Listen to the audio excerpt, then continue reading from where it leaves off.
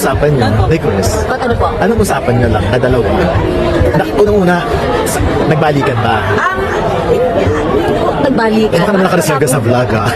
Alam, siguro, hindi ko po alam. Basta kami po kung ano po yung nakikita nila. What you see is... Yun po talaga kami. Wala po kaming pretend. Kasi yung shoot namin, like nung wala pa si Chris, ganyan naman po talaga. Ako sinushoot ko yung daily life namin ni Katie.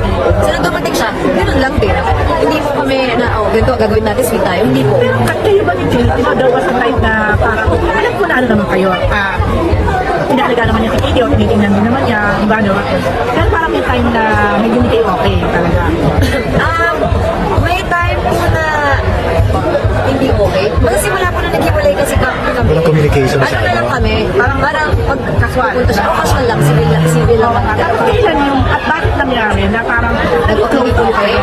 Ayun po, siguro sa mga nangyari, mga na-experience ko din last year na parang may mga times na anayin ko yung anak ko para magsasorry ako kasi wala akong oras, ganyan. Parang anak, pasensya ka na, like ko inuuna yung trabaho ko, tapos wala akong oras. And then sa na-realize ko na parang, ako nga nakasama, may mga pagpupulong sa anak ko eh. Parang, kung ano man yung iniisip ko kay Chris na parang, dapat kasi tatay ka, ganito ginagawa mo, ganito, ganyan. Sarahin ko na. Kung ako nga may pagkakamali, parang sige na, open ko na parang, wala na akong isip ko, dapat dito ka, ganito ka. Parang sige na, magtulungan na lang tayo kay Katie. Parang dahil siguro sa mga nangyari sa akin last year. So, nag-heart to heart kayo? Nag-usap kayong dalawa? Nag-umupo kayong dalawa? Actually, yung heart to heart namin sa vlog po nangyari. Sa vlog nangyari. Hindi kasi kami nag-uusap. So, kung ano yung pinag-usapan namin nung nag-vlog kami ng January. Yun na yung First ano. time po. ikita na sabi niya sa'yo. I mean, Happy na happy siya kasi ngayon hindi siya nahihirapan na parang halos everyday magkasama kami, ganyan. Pero ano pakiramdam na may mga kinikilig nga sa inyo? Tapos nabuo yung love team. To think na noon naman wala namang ganyan.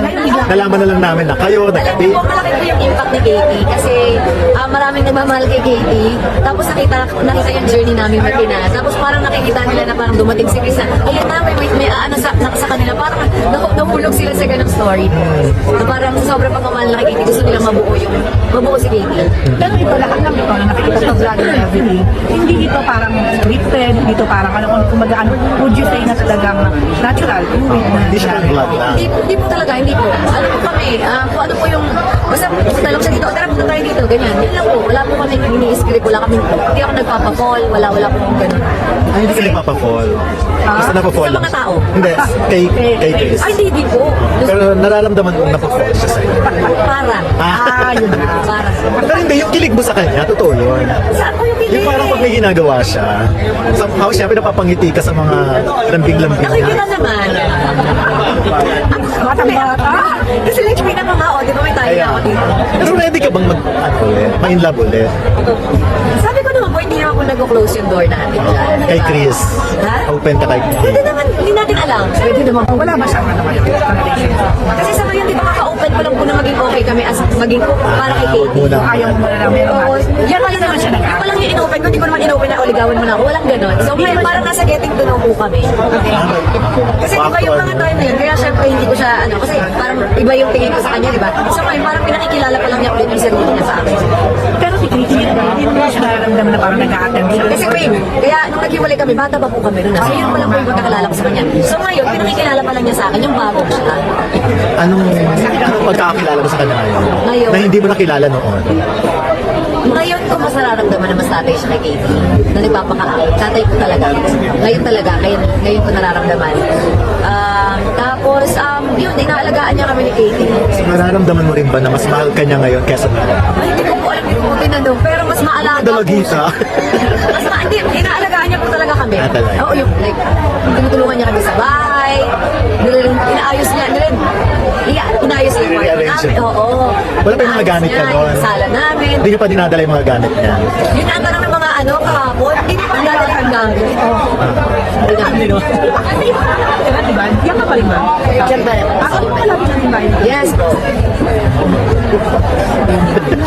Wala pa pong gano'n.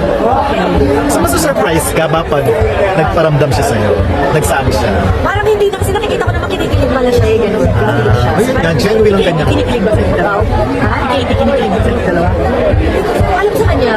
Pero siya yung lagi siya yung parang cupid ng mga KKK family namin. Kasi siya yung nagsasabi, may nakikita kasi siya sa AI na nakakis si Chris dito. So yun, sasabihin niya, kiss my mom. If you love me, kiss my mom. Kasi doon natutuwa yung mga Katie yung nag-cupid. May mga ganun siya, kiss mama's hand. Siya yung nag-ano sa amin, nag-uutos. Tsaka meron pa ano, if you love me, kikiss mo talaga si mama. Pag hindi, Kasi sumusunod kayo siya. sumusunod kami na, nakakam kami. Sabihin niya, So pag sinabi ni Katie ni Mami Daddy, I want another, wala pa naman siya sa ganung request. gusto ko magkaroon ng kapatid. Wala pa po siyang ganung request. Ano ko mati? Oh, Abangan natin yung request. Wow, may dapat ang kayo pala kaabangan ng mga KKK.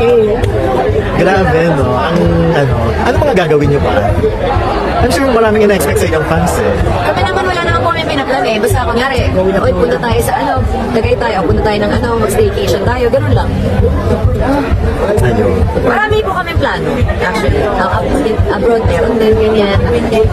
Pero ay mag-abroad kayong dalawa. Mag-show kayo. Marami po kami inquiry.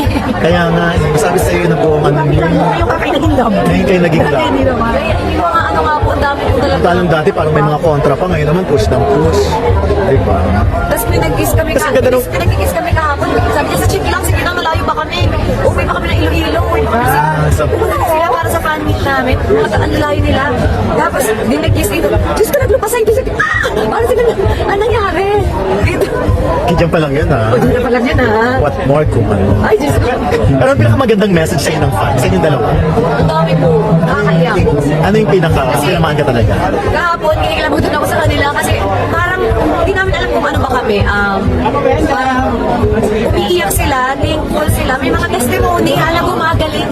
Gumagaling sa depression. Naging source of happiness ka nila, Oo, kayo. nagtitake you sila. So, umiiyak sila na parang thank you dahil sa iyo. Hindi na, may gumaling sa psoriasis.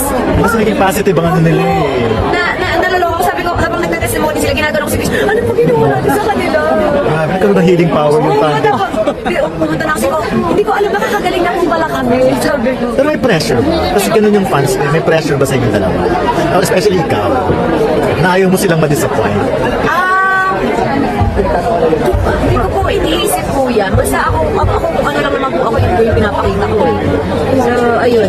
Pero ikaw hindi ka man na-pressure ngayon. Parang dahil nga may following sa kayo. Nakakakilabot yung following. Parang Opo, may nagtestimony sila. Mga gumaling, may mga nagagamot, may depression sa gagamot. Hindi na nagagamot ng ilang buwan dahil sa amin. Pero dahil mas positive ang aura mo ngayon. Kasi po, Mas fresh na ngayon, parang nailabas mo lahat ng... nakapag-unload tayo, Kaya- nakapag-shed tayo ng ating mga life. Yes.